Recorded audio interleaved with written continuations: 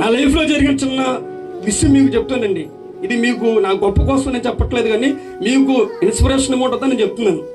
నేను విశ్వాసంగా ఉన్నప్పుడు 2022 ఆ టైంలో నవంబర్ డిసెంబర్ ఇంచుమించు 1.5 నెల నేను కాటాకి వెళ్ళాను. ఇవన్నీ మీకు తెలుసు.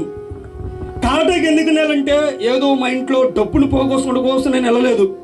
లేదా మంచిగా బట్టలు తెచ్చుకొని డ్రెస్ కోడ్ వేసుకొని నేను చేతి కొంగరం పెట్టుకొని మంచి వాచ్ తెచ్చుకోవడం కోసం నేను కాటాకి వెళ్ళలేదు.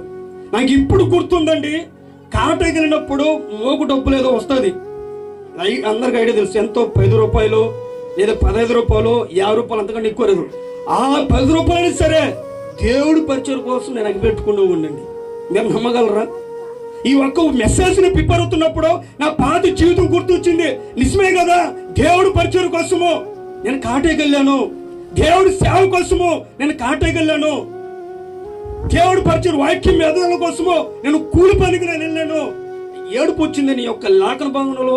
నేను నిన్న దినాన్ని ప్రిపేర్ అవుతున్నప్పుడు ఆ కాటాకి వెళ్ళినప్పుడు వచ్చిన మోక డబ్బులు అందరూ బజ్జలు కొనేవాళ్ళు, అందరూ థమ్స్అప్ తీసుకొని వచ్చేవాళ్ళు, అందరూ అన్ని ఇంటికి తీసుకొని వచ్చేవాళ్ళు. నేను మాత్రము వచ్చిన రూపాయిని ఇంటికి తీసుకొని భద్రంగా తీసుకొని వచ్చేవాడిని.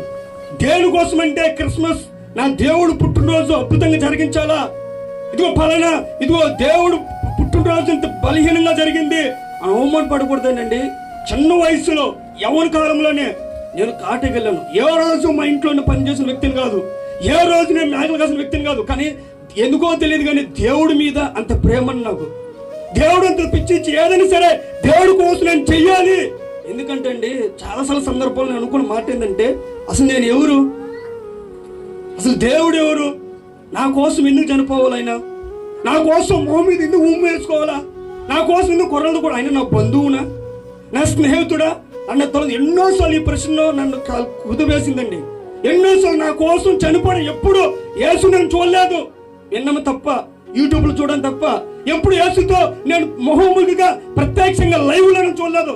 నా కోసం చనిపోయాడా, నా కోసం ప్రాణం పెట్టాడా, నా కోసం చనిపోయాడు. ఎన్నోసార్లు నేను పరిచయం చేస్తున్నప్పుడు చేతు కావాలని సరే నేను ఒకటో గుర్తు చేసుకుంటా, నా కోసం శిలువలో ప్రాణం పెట్టాడు ఆయన, నా కోసం శిలువలో ప్రాణం పెట్టాడు. ఈ చిన్ని దెబ్బలకి నేను అల్లాడిపోతే ఆ రోజు ఎంతగా అల్లాడిపోయి ఉంటాడు, ఎంతగా బాధపడి ఉంటాడు.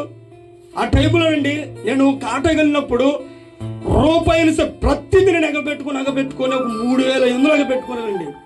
ఆ యొక్క క్రిస్మస్ టైంలో ఆ టైంలో ఎగబెట్టుకున్న తర్వాత నేను క్రిస్మస్ని నేను అనుకున్న దానికన్నా అద్భుతంగా చేశాడు దేవుడు. నేను అనుకున్న కొంచెమే, కానీ దేవుడు నేను అనుకున్న త్రిబుల్తో అద్భుతంగా చేశాడండి.